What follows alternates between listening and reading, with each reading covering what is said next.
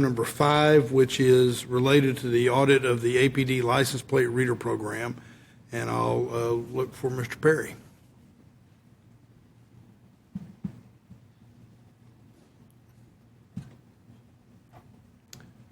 For the record, let me indicate that Councilmember Siegel has also joined us at this Audit and Finance Committee meeting. Thank you for being here. Appreciate you. Good morning. Can everyone hear me okay? Yes. Good morning. My name is Jake Perry, and I'm the auditor in charge of this project. Before we get into discussing our work, I want to thank APD, especially APD's Risk Management Unit, for being incredibly helpful and cooperative throughout this project. This audit was council requested to assess the specified audit items and was required to be presented at the end of this program's trial period. Automated license plate reader technology, or ALPR, is a surveillance system that operates by scanning license plates in traffic. The system compares those scans to identified hot lists and pushes an alert if one of the scanned plates matches a plate attached to a warrant or active criminal investigation. ALPR also takes a photo of the vehicle and stores data such as the vehicle make, model, color, and the scan location. Austin previously had an ALPR program, but it was discontinued in 2020. In September of 2022, a council resolution granted APD permission to begin exploring a new ALPR program, starting with a 1-year trial period.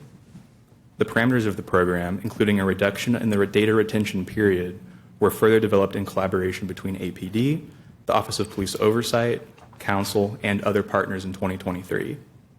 Eventually, APD purchased ALPR technology and began its trial period in March 2024. APD initially purchased 40 fixed location cameras in conjunction with flock safety. Halfway through the trial period, APD activated an additional 200+ vehicle-mounted cameras from Axon Enterprise. Scans from both systems flow into Flock's dashboard, which is searchable by officers. As of this report, there are now up to around 500 Axon cameras.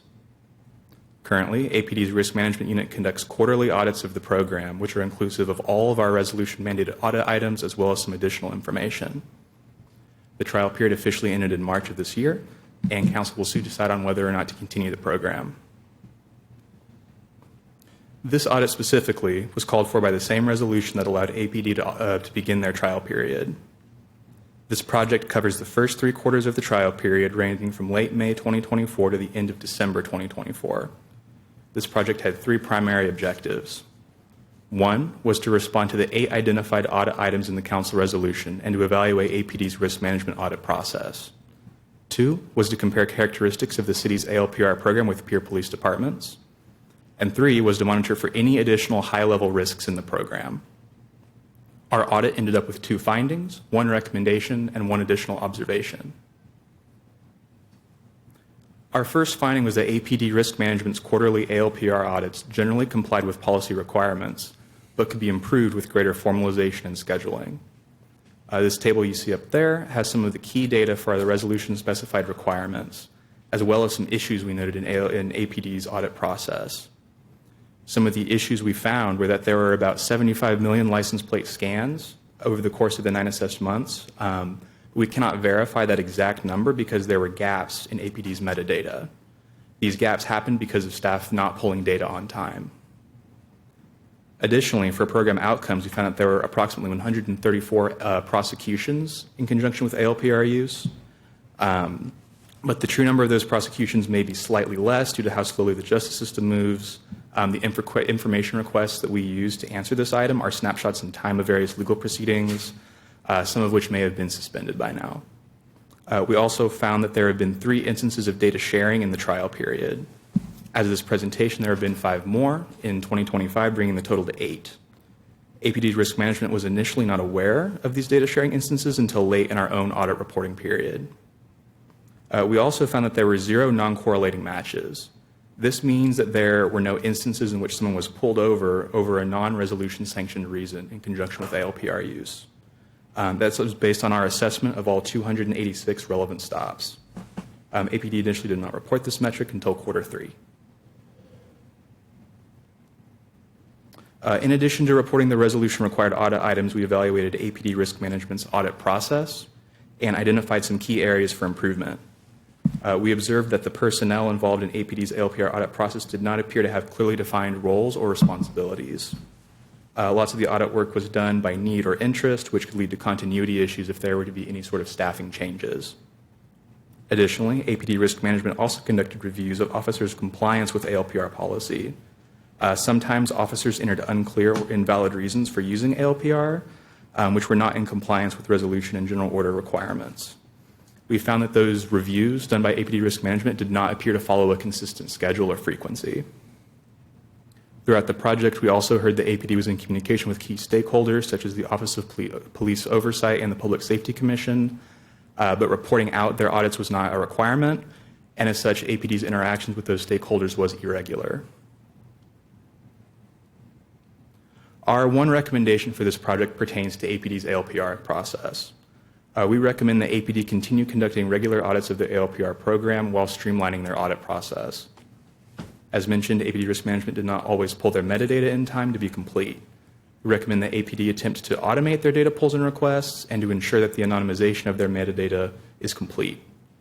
APD Risk Management should establish and adhere to a written and consistent schedule for doing this. We also recommended that APD clearly define staff roles and responsibilities and to document their audit procedures so that audit quality and regularity is not interrupted by any sort of staffing change. APD should also formalize their reviews of user compliance to ensure that all resolution and policy requirements are being met. Lastly, we recommend that APD work with relevant stakeholders to report their audit results consistently and on a specified timeline. For finding 2, we found that APD's ALPR program is generally aligned with peer programs. To look into this, we assessed the programs of 6 peer cities, including Dallas, Fort Worth, Houston, San Antonio, Minneapolis, and Seattle. Overall, our program is consistent or more robust than peer programs. Structurally, our programs are very similar, and we have similar modes of ALPR governance. Our ALPR trainings and audits were more frequent than all peers. Austin was also the only city that had an annual ALPR training. Austin also had the most frequent audits of any program at a quarterly interval, and we had the shortest assessed data retention period at 7 days of the programs we looked into. We assessed peer cities based on guidance from the Major City Chief Association. Additionally, we reviewed the city's contract with Flock Safety for ALPR, the vendor who deployed the mounted cameras and manages the cloud service, for possible data sharing risks. We found that the contract included language that was vague and possibly expansive. Some language appears to allow Flock to retain anonymized metadata indefinitely and share anonymized metadata with other law enforcement entities. Theoretically, if the data was truly anonymized, there would be no risk, but the contract does not specify what counts as anonymization. There is no definition for anonymization, an explanation for what metadata will be retained, or a definition for personally identifiable information.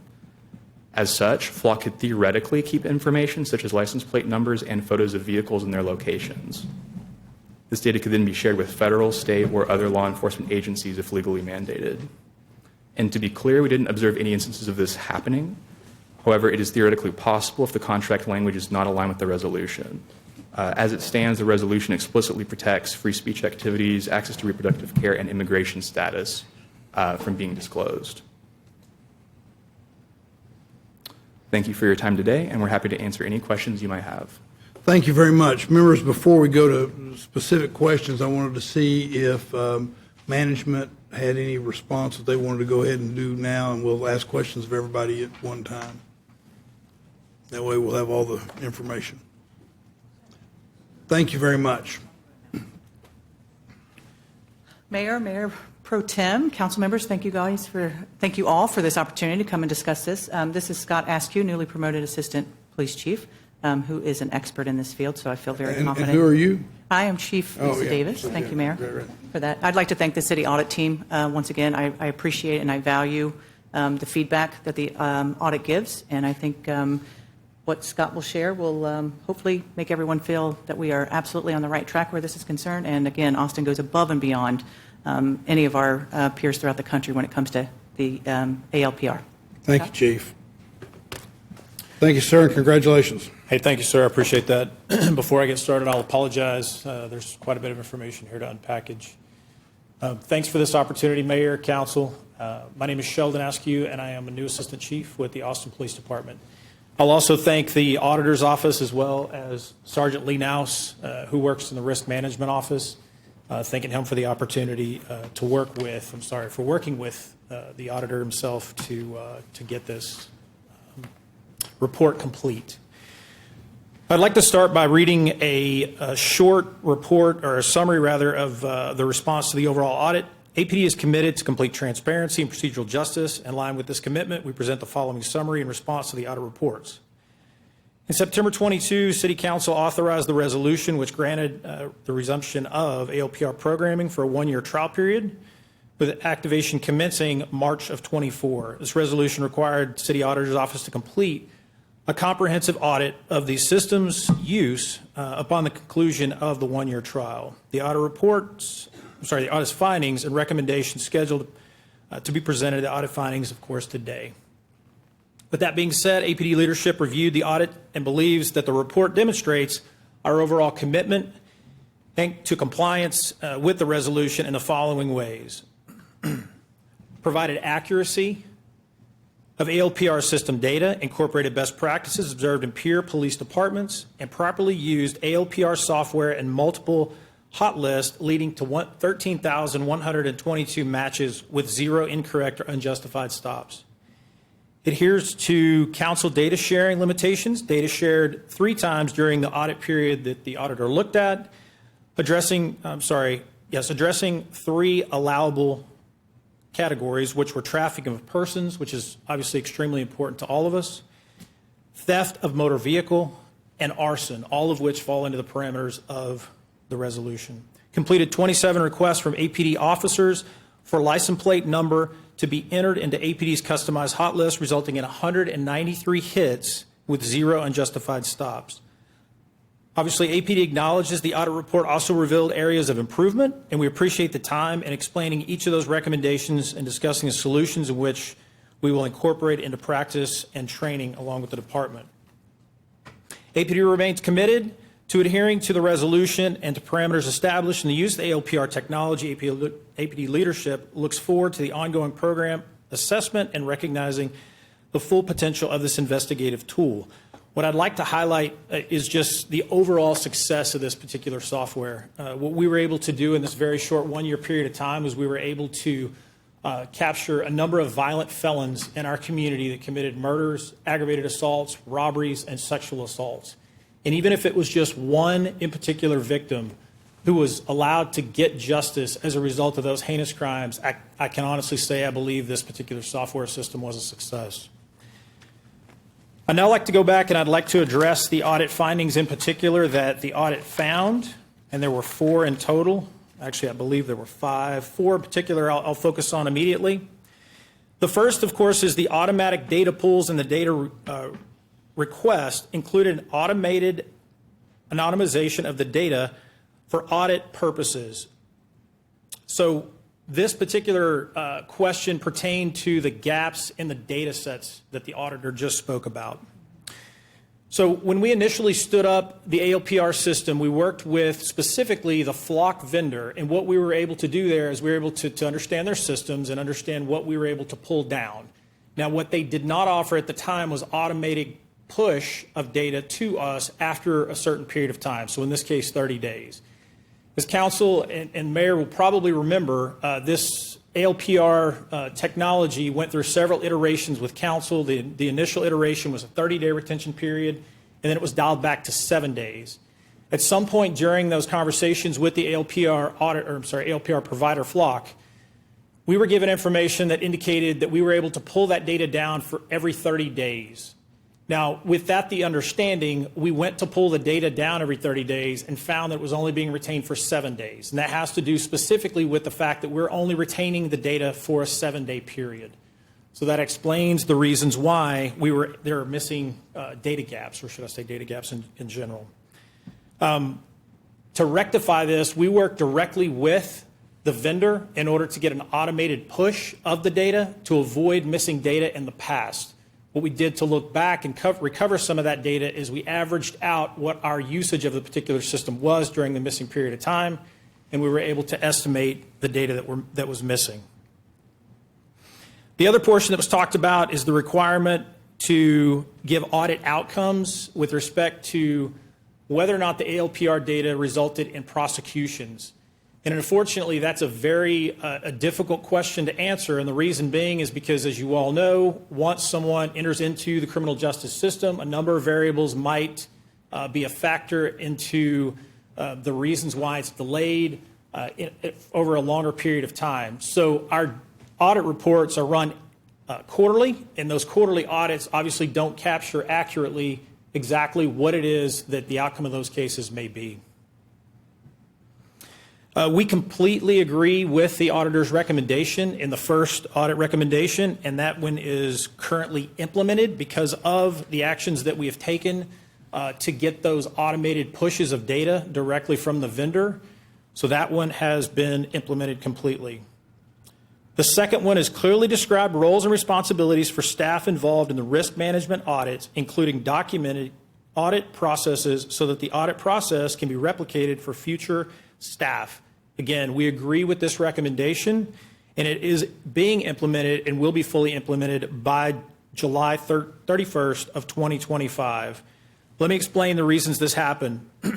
ALPR risk management created a manual, to address this, we've created a manual program or process rather that will guide someone a step-by-step on how to capture this data in the future, and it includes video go-bys of how this person, the auditor on our side, of course, can complete these particular audits. It's documented. It's been given to the city auditor themselves to take a look at to ensure that this step-by-step process, rather, is comprehensive and will avoid issues moving forward.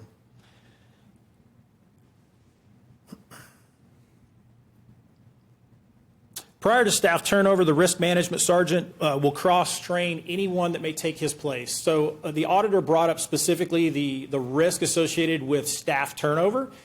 The go-by, the guide that I talked about, will allow for that particular replacement to understand exactly what's needed and to make sure that missteps aren't taken.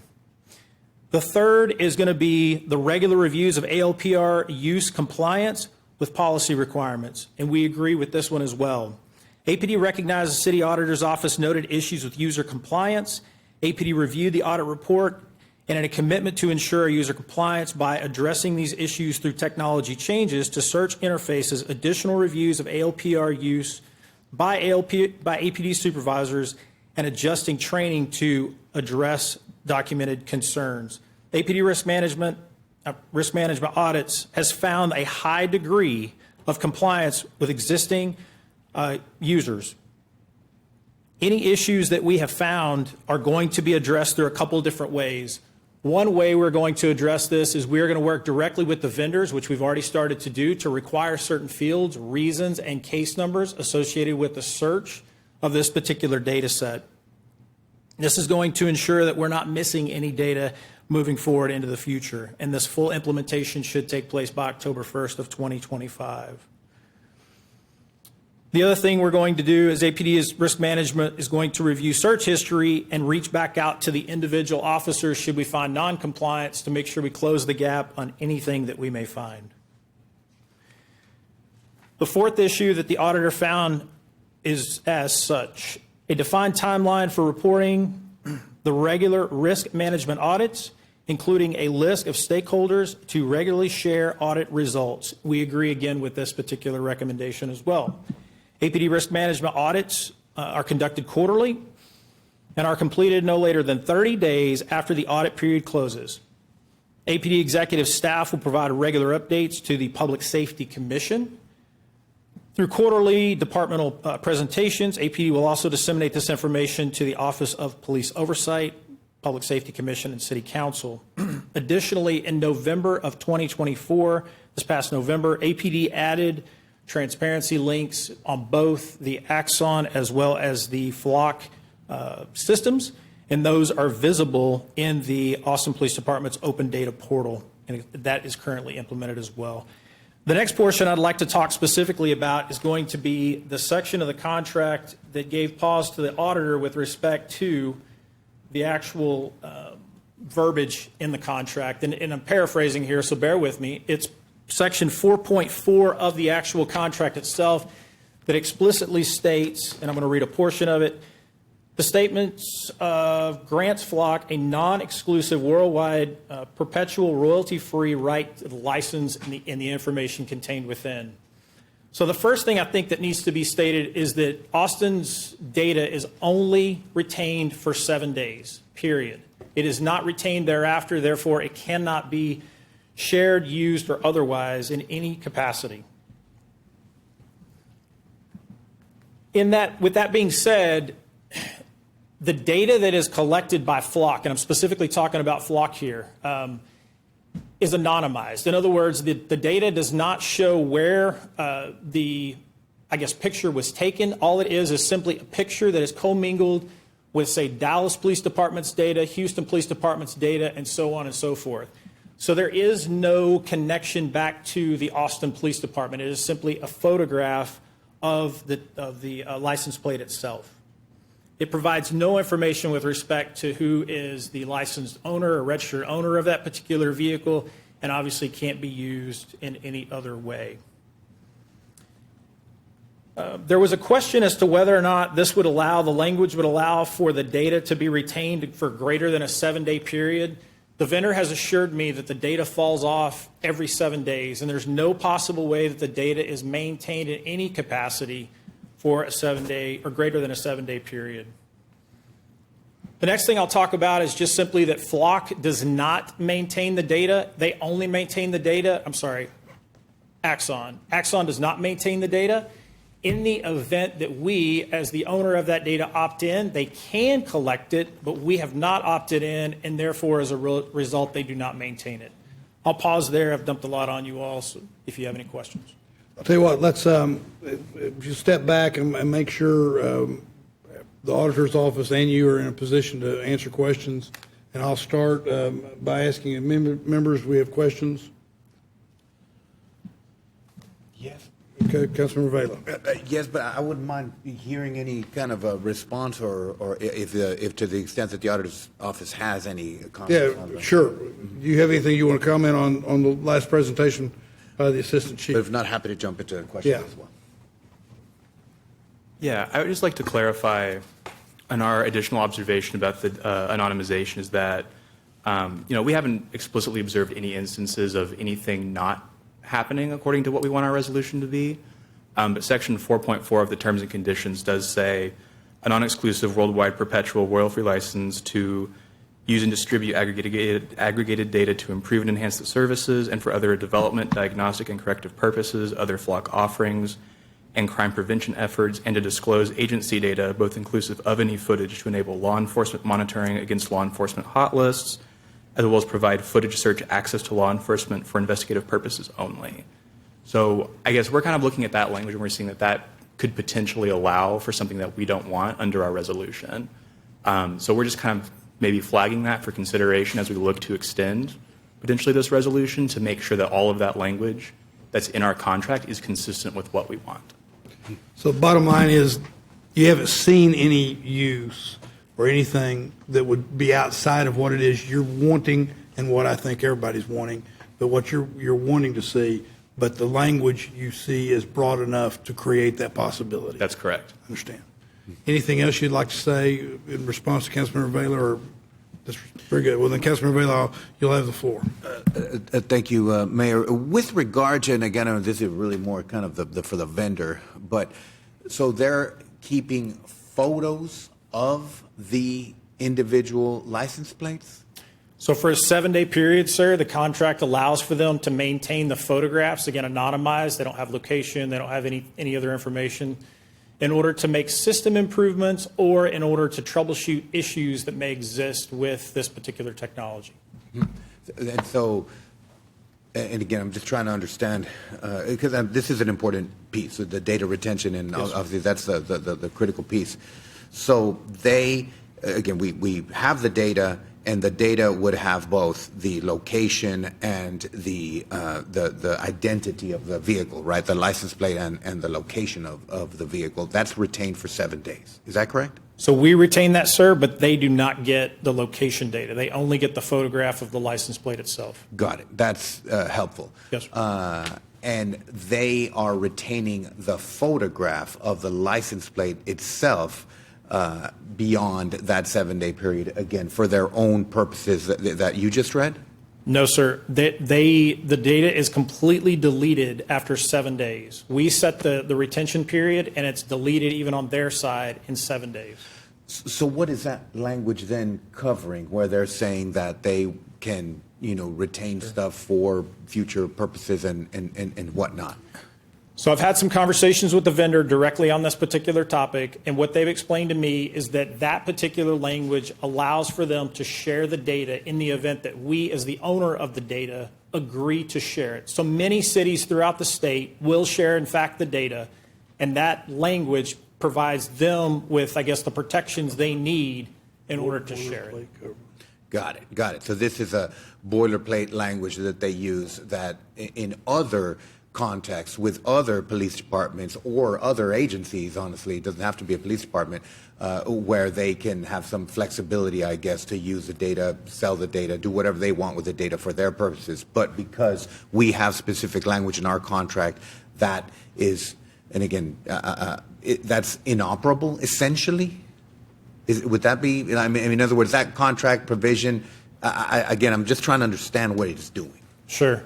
And sir, obviously I can't speak for the vendor, but I can tell you that they've assured me time and again that our data is held for 7 days. It's definitely my understanding that this is more boilerplate language that's included in probably most, if not every one of their contracts. Mm-hmm. But yes, that is the explanation that has been provided. Our data is deleted after 7 days and anonymized, including the location of where the photo was actually taken. Okay, got it. I mean, I would generally be, again, what is the contract period for? How long is it? So it was a 1-year contract with additional optional years on the back end, sir. Got it. I mean, again, my sense, and we'll talk about this, I think, with the full council, but my sense would be that that's a contract provision that probably needs to go. But with regard to the, I know that there have been a number of, in addition to the arrest, well, actually, let's start with the arrest right quick. Of those 170 some odd, do we know what the breakdown is in terms of, like, felony, misdemeanor types of crimes, that kind of stuff like that? Sir, I don't have the breakdowns of felony misdemeanors, but what I do have is I can give you a rough percentage of what those correlate to. Mm-hmm. So we went beyond, we went for a 12-month period. What I'll tell you is that our data shows, or is captured rather, from March 28, 2024 through March 31st, 2025. And according to our data, we had 228 arrests, so a little more than the 175-ish that the auditor found. Of course, they're missing a quarter that ours includes. But of those, roughly 31% are unauthorized use of a motor vehicle, which is a stolen vehicle. Mm-hmm. 18% are going to be requests to apprehend, so warrants of some type. And then beyond that, it's going to be evading arrest with a motor vehicle, and that's going to be roughly 4%. And then it shifts into aggravated robberies at 4%, and then I can continue on if you need. No, that's fine. I appreciate that. And then with regard also, this wasn't in the presentation, but I know it's in the report, with regard to the number of stolen vehicles that were recovered. Again, I think that was 180 some odd stolen vehicles recovered. Do we know how many, in other words, what's the universe of stolen vehicles recovered versus the amount that are recovered through the ALPR program? So I can't give you the exact answer to that question. What I can provide to you is there were 4,664 auto theft reports to the Austin Police Department during the pilot period. And there were 245 of recovered vehicles using the ALPR system during that same period. Now, what you have to keep in mind is that some of those auto thefts could be from neighboring jurisdictions. Mm-hmm. So like an auto theft happens in Dallas, they come to Austin, and we intercept that vehicle. That would be included in the 245 that I had mentioned. Got it. And it would be very helpful to just, how many vehicles did we recover total and how many of those were recovered via the ALPR? Again, I know a lot of stolen vehicle recoveries are just abandoned vehicles where, you know, they just kind of are parked on and eventually we find them. But I'm just curious as to, again, how much are the ALPRs contributing to the recovery of stolen vehicles? Yes. I know that it's important to get those back and to get those to their rightful owners. I know folks sometimes are still paying the note on a vehicle that was stolen, and yes, that's a painful thing to do. Finally, and again, I've had many conversations on this topic, and one of the trends that comes up is that there are ALPRs everywhere, essentially. And again, this is anecdotes and conversations. I would love to have some hard data around this, but my understanding is that, for example, every bank drive-through is going to have an ALPR. Every gasoline station is going to have an ALPR. Every basically kind of fast food drive-through is going to have an ALPR. All the toll roads are going to have an ALPR. And my understanding is that there's very, very, very few limits on the data retention and the use of all the private ALPR data gathering.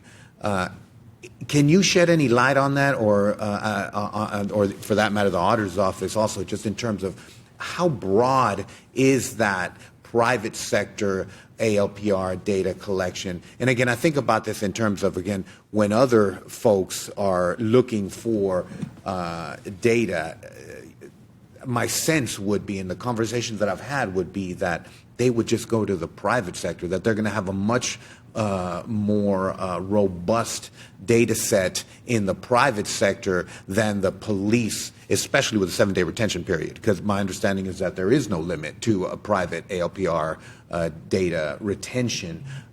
Can you shed any light on that? Yeah, that's a great question, sir, and something obviously we've seen since standing up our ALPR system. Certainly private businesses, Academy Sports, and other businesses obviously have ALPR systems and leverage those systems for different reasons.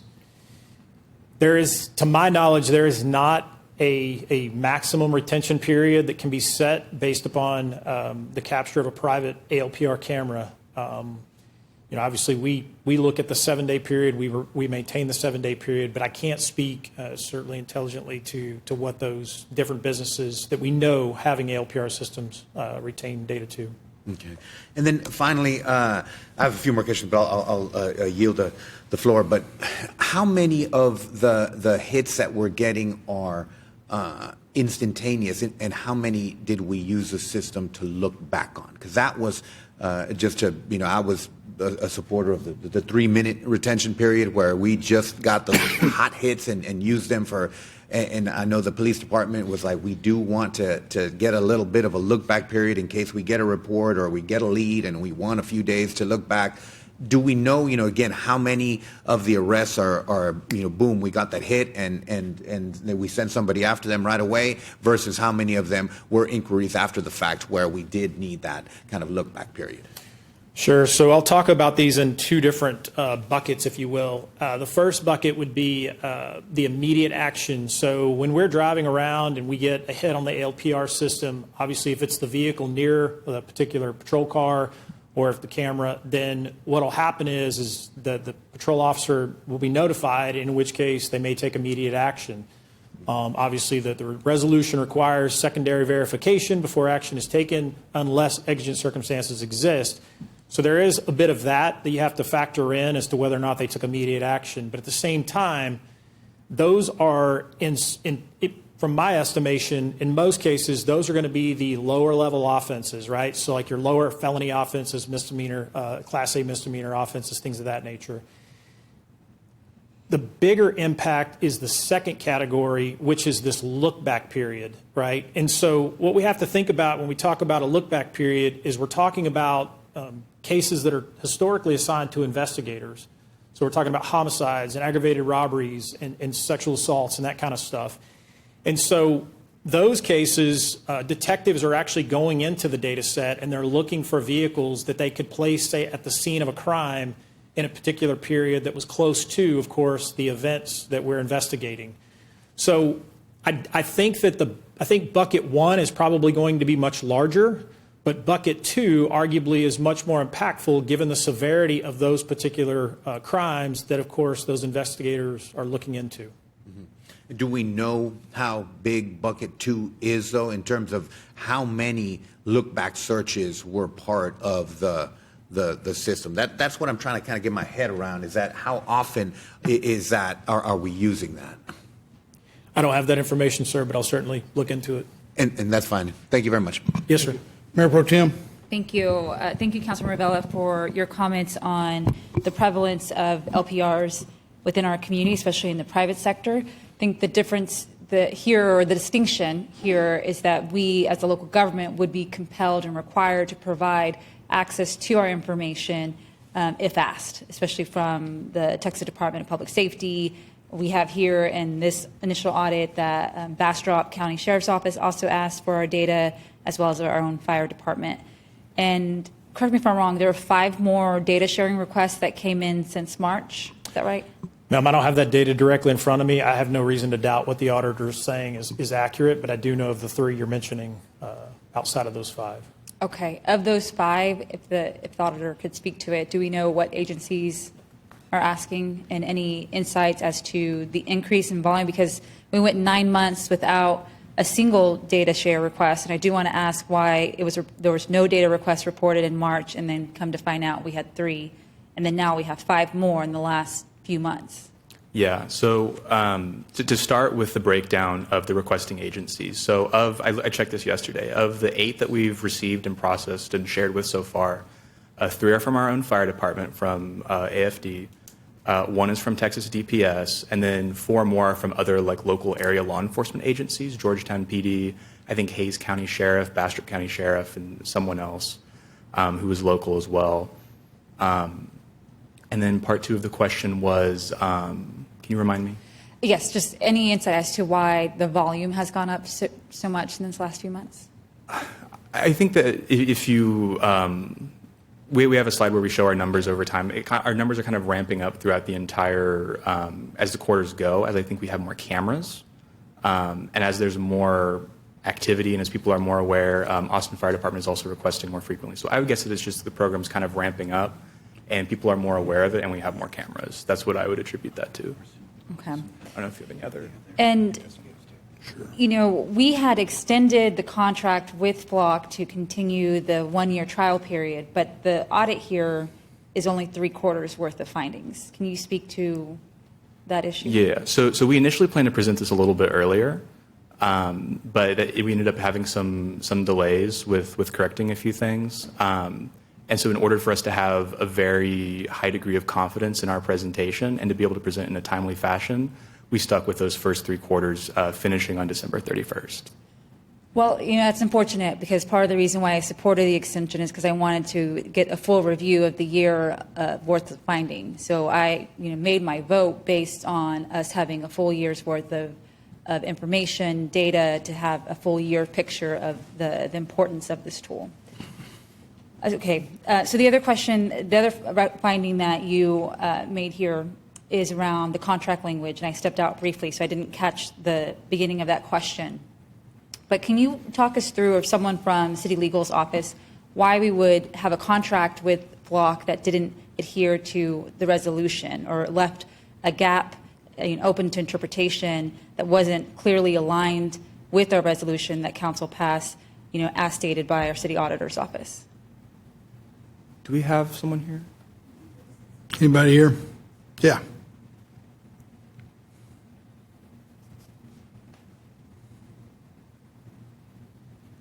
Good morning, Mayor and Council. Chris Coppola from the Law Department. As to why, I'm not sure if I can answer that question exactly. I mean, what I can say is that when the contract review process was going on, that the Law Department, I think, raised some issues about this language in particular, that it created some ambiguity. My understanding generally is that when that was taken to the vendor, that the department was satisfied with how the vendor planned to interpret that and how they planned to treat the data, and the response fell within the resolution, and so the department went ahead and moved forward with the contract. And what I would say is that the language creates an ambiguity it could definitely be cleaned up, and that's certainly a possibility moving forward. And if it's the intent of the vendor anyway, we can clarify the intent. Yes, I'd say that's accurate. At the very base level, I mean, I just want to highlight how important council passed a resolution, city legal worked on a contract with a vendor, then we have a city auditor do an assessment of our contract to say it is not aligned with the resolution, it's open to interpretation, it's too vague.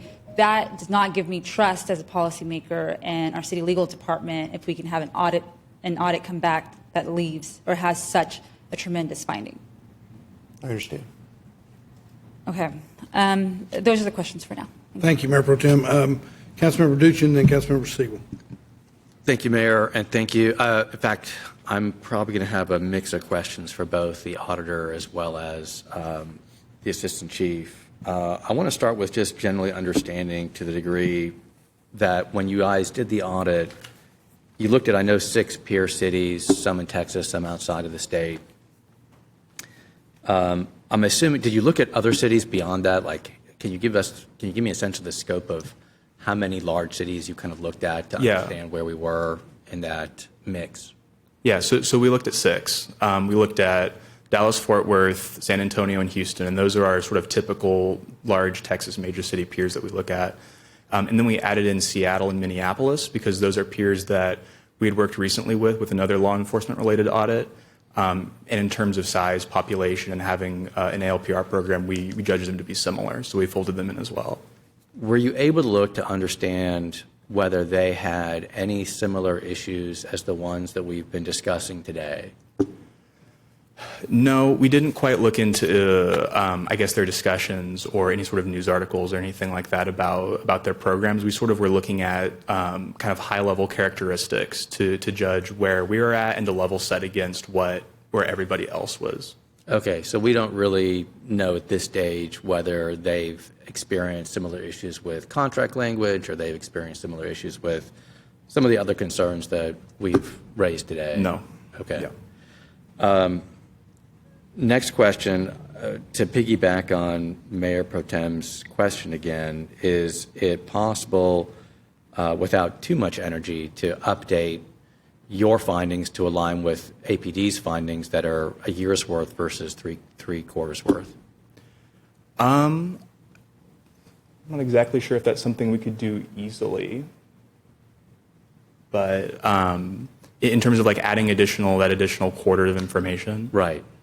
I'm not sure if that's something that, could we do that for you? I think it's above my pay grade.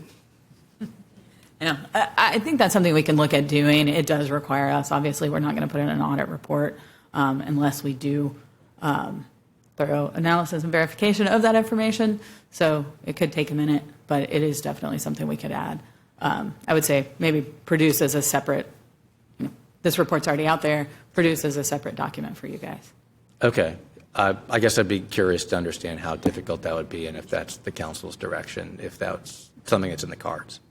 And as Neha just pointed out, I think we don't know the timeline of when APD will complete their monitoring and risk management work around Q4. So we'd have to talk about what the timeline would look like on that. Okay. I think it might be valuable to get synced up reporting between you all and APD at some point, if that's something, again, that council supports. Next question is, we talked about how there's sometimes a challenge, and one of the solutions was implementing a way to make sure that we are going to review the search history for officers for any noncompliance. Are there currently any consequences that exist? And is this something you've already found instances of this happening? So in our conversation with APD Risk Management, our understanding is that if there's an instance of noncompliance observed, that APD Risk Management will reach out to that officer or then to that officer's commanding officer to get them to correct it, essentially. But I'm not sure if there's any further negative consequences for noncompliance. Sure. Yes, sir. Obviously, being a general order within the police department, we expect our employees to follow those policies, and obviously we look and evaluate the circumstances surrounding each case. And in the event that we find that someone intentionally did not follow the policy, then obviously we will hold folks accountable if it is applicable in those cases. Yes, sir. Okay, thank you. Can you, while you're up there, can you also speak to the degree we talked about the breakdown between of the arrests? Can you speak to whether they're stolen vehicles or evading arrest or aggravated robbery? Can you speak to the extent that this particular tool was instrumental to whatever degree in solving or leading up to the arrest or helping with the prosecution? Sir, I'll be completely honest with you in saying that it's difficult to assess with accuracy to what degree ALPR impacted the outcome. What I can tell you is that in some cases, I personally have knowledge of one particular case. It was a murder case that happened here in the city where we had absolutely no leads. The case happened late night, early morning. We had a description of a vehicle, and our people were able to go into the ALPR system, and they were able to drill down on that particular type of vehicle, and thereby obtain a license plate. And we were able to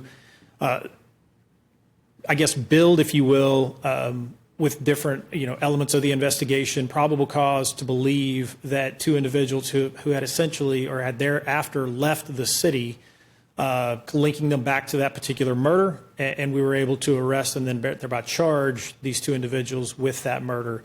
So there are certainly examples and cases where we had nothing, and had it not been for ALPR, we wouldn't likely have solved the case. It's hard to say that we wouldn't outright have solved it, right? There are other investigative tools that probably are likely would have been leveraged. The question is how long would it have taken? The question is would those suspects committed additional crimes, including murder? And obviously we don't know the answer to that. There are other cases where the police department has used ALPR as a building block, right? We had a foundation for probable cause to believe crime had been committed. These particular folks had committed the crime, and we were able to use the ALPR system to build a stronger case, thereby ensuring that the victims receive justice in those cases. So again, hard to pinpoint, but those are two examples that I would highlight. Thank you. In terms of the data that we've got between the prosecutions and the arrests, can you help me understand if that's kind of a typical percentage of how many are converted to prosecutions from the arrests? Again, that's a difficult one to pinpoint. And the reason being is because once a case is filed and charged, it lands with either the Travis County DA's office in most cases, or the county attorney's office in some cases. In either case, it's up to the prosecutor's office to make a determination as to whether or not that case will actually move forward to prosecution, or whether or not it will be pled out or outright dismissed. And that's not taken into consideration, obviously, Williamson County and Hayes County areas, obviously, which the city of Austin lies in as well. So, again, a number of factors outside the police department's visibility. Last question. We've talked about the boilerplate challenge with the flock terms. Has anyone raised any similar issues with the Axon terms regarding either public ID data or term contract language? No, sir, and I think the reason being is because, as I highlighted earlier in my presentation, Axon doesn't grab our data like Flock does. We can opt into allowing them to do so, but we've not opted in, and they don't have it. So no, sir. And are there other vendors, out of curiosity, besides Flock, that might be more similar to Axon, that might be a better fit for some of the concerns that have been raised? Sir, there absolutely likely is other vendors. I can't speak to whether or not they align more closely with Flock and or Axon's terms. What I can tell you is that the police department is constantly looking across the landscape, evaluating technology, terms and conditions, obviously connected to that technology, to ensure that we are getting the absolute best technology and terms and conditions possible. And obviously, I think it needs to be stated that the police department is absolutely understanding, recognizing the concerns by Council Pro Tem Fuentes as well as yourself with respect to that language, and we're absolutely engaged or will be engaged with the vendor to clarify those particular points to ensure that we've provided Council the comfort that they may need to move forward with this particular technology. Okay, I appreciate that. Thanks for your work on this. Yes, sir. Thank you. Councilmember Siegel? Thank you, Councilmember Duchin. Thank you, Mayor, and thank you, committee, for allowing me to attend here. Glad you're here. Appreciate you. Chief, actually, you could have a seat. I'm going to ask my questions to the auditor, please. Yes, sir. And thank you very much for this report. I just wanted to, I guess, clarify a few things from your point of view. Given Section 4.4 of the contract term and conditions, where it says they can use this data for their quote-unquote other flock offerings, right? That basically means that Flock can use this data for any purpose related to their commercial enterprise. Is that your understanding? That would appear to be, yeah, that's consistent with our understanding. And Flock is not bound by our deletion policy. Is that right? So in terms of data sharing, our resolution is superseded by state and federal law. So any data that they may have, even if it's anonymized, depending on the definition of anonymized, that might still be recoverable by another entity. And are you aware that their own corporate policies, they retain data for at least 30 days? No, we didn't. I didn't know that. Okay, yeah, it's on their website. Are you aware of Flock's position on what actually constitutes anonymized information? That they don't believe that the data they're collecting for us is personally identifiable information? We've definitely heard lots of different definitions of what personally identifiable information is. And that's part of why we made this observation, is that we don't want this, like the fact that this even is like a confusing question, we feel like it should be something that is very clear, because right now there is a lot of ambiguity that could be resolved. Yeah, my staff pulled their privacy policy on their website, and they basically say, and there's a law enforcement idea of public view or plain view. And so their position is that because all of this information is gathered in public, that none of it is personally identifiable information. Yeah, we've heard that perspective a couple of times. I think it's maybe something like open window doctrine or something like that, like it's out in public and you can see it. But there would be a situation where if there is an entity that's looking for someone and has their license plate, they then could find that person based on their license plate. So maybe it's not technically PII under some definitions, but it could be used as such. But in terms of our contract with Flock, if they don't consider it to be personally identifiable information, nothing in our contract binds their use of the information. No. And you're aware that Flock can sell this data to anyone? So I think that there's something in their contract that says that they're specifically not allowed to sell it. I think that is pointed out in our contract with them.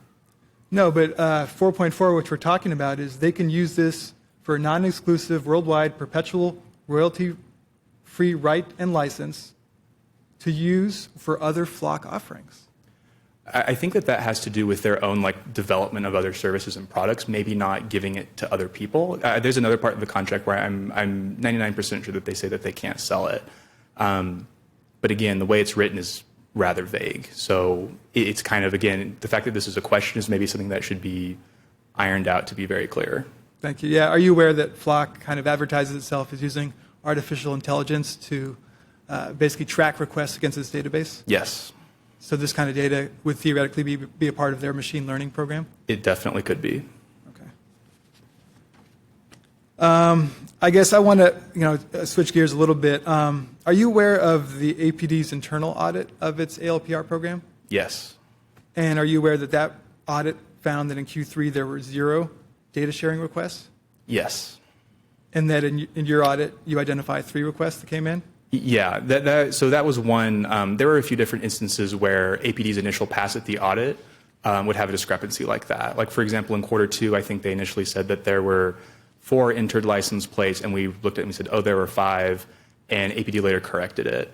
And like we mentioned in our presentation, specifically for those data sharing requests, that's because the paperwork for those requests had not been submitted on time. So whereas those requests happened in September, the paperwork wasn't officially submitted, and it wasn't APD Risk Management wasn't aware of it until I think mid-March. Mid-March, huh? All right. Well, on March 25, 2025, former Assistant Chief Greenwalt told my office that there had been 0 requests in 2024. So do you know when they learned of these requests? I think it was right after that meeting. I think there were discussions right after that, and maybe APD has more specific insight on how that happened. But we were made aware shortly after that meeting. Okay. All right, thank you. I have a couple questions for the Law Department, if that's okay.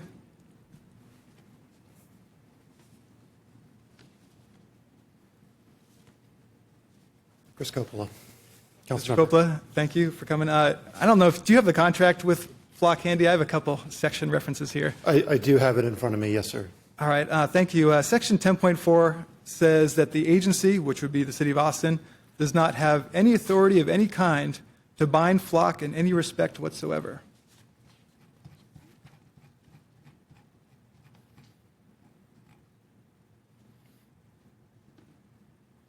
I think what that's indicating that there's no joint venture, no partnership. We don't have authority to bind. We can't act on their behalf is how I interpret that section. Okay, thank you. Is it your understanding that Flock is not required to delete information in accordance with our internal policy? Well, are we talking about the ambiguity between 4.2 and 4.4? Is that the heart of your question?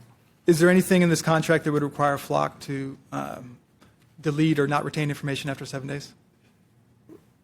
Well, no, I guess I do understand that the only thing that can be kept after the 7 days is what they call the aggregated data. And it's my understanding that Flock removes location data and other information to aggregate it. So the non-aggregated data needs to be deleted within 7 days. I think that's what's outlined in 4.2. Okay, and were you aware of this point I brought up earlier about Flock's view on what constitutes PII? I wasn't specifically aware of what Flock's view is now. Do you think that our privacy policy does anything if Flock thinks all this data is public anyway? I think Flock is bound by the terms of this agreement. So if they have a policy that conflicts with this agreement, I think Flock needs to follow this contract with respect to Austin data. Okay.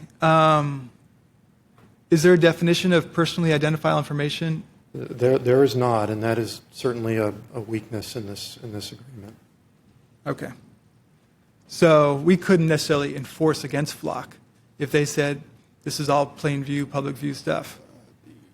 I mean, I think that would create a challenge. You know, the agreement is cancelable, so, you know, if we found out Flock was using our data in a way that was inappropriate or not consistent with our policy, I certainly think that cancellation would be an option. Thank you, Mr. Coppola. And are you aware of Section 6.6, which is the survival provision, which states that its rights under Section 4 survive the cancellation of the agreement? Well, let me look at that. 6.4, you said? Sorry, 6.6 is the survival provision.